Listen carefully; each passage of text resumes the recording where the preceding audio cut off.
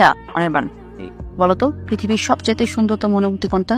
পৃথিবীর সব থেকে সুন্দরতম অনুভূতি তুমি যাকে ভালোবাসো সেও তোমাকে ভালোবাসে। আমরা তাহলে এই অনুভূতির মধ্যে আছি ভাই। আচ্ছা অনির্বাণ, আমি যদি কখনো হারিয়ে যাই তুমি কি অনেক বেশি কষ্ট পাবা?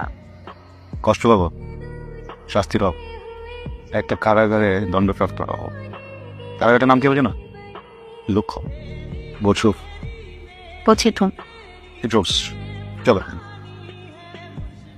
তুই আমাকে ডিটেলটা একটু মানে পাঠিয়ে দিস। হ্যাঁ শোন, না না অসুবিধা নেই, বাট থ্যাংক ইউ। এত সময় ধরে ওয়েটিং, গুনগুন কি জানে না ওর সাথে কথা বলতে না পারলে আমার অস্থির লাগে। আমি ওর ব্যাপারে এত পজিটিভ কেন? ওকে ফরএভার ফর দিস। হ্যাঁ ভাই গুনগুন তুমি না মেজাজটাই খারাপ করে দিচ্ছ। হ্যালো গুনগুন এইসব মানে কি বলতো? কখন থেকে ফোন দিচ্ছি তুমি ওয়েটিং ফোনটা ধরবা নাকি? আরে আমার একটা ফ্রেন্ডের সাথে কথা বলতেছিলাম, দেখতেছিলাই তো ওয়েটিং এ ছিল। আর তুমি কেন বারবার ফোন দিচ্ছিলা? এটাই তো বুঝলাম না, দেখতেছো ওয়েটিং তারপর ফোন দিচ্ছিলা। কার সাথে কথা বলতেছিল এটা আগে বল। আচ্ছা ওই যে জুয়েল আছে না আমার ফ্রেন্ড, যেটা অস্ট্রেলিয়াতে থাকতো, ওর সাথে কেন কথা বলতেছো তো? আরে আমি ফোন করি নাই, ও আমাকে কল করছে। তোমাকে ভালোবাসার কোনো কারণ নাই।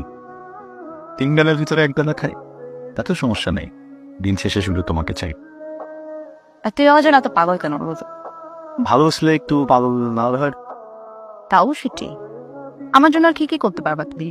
আমি বললে পুরো শহর জুড়ে কাটালি চাপা খুঁজবো, তোমার জন্য তপ্ত রোদে দাঁড়িয়ে ঘামে ভিজবো।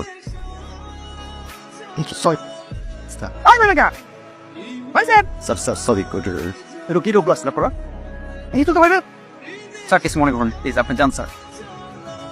তোমার আর কতদিন বলবো, আর কতদিন আর বলবো? এটা সিনসিয়ারলি জব করো, সিনসিয়ারলি জব করো। তোমার কি চাকরিটা করার ইচ্ছা আছে?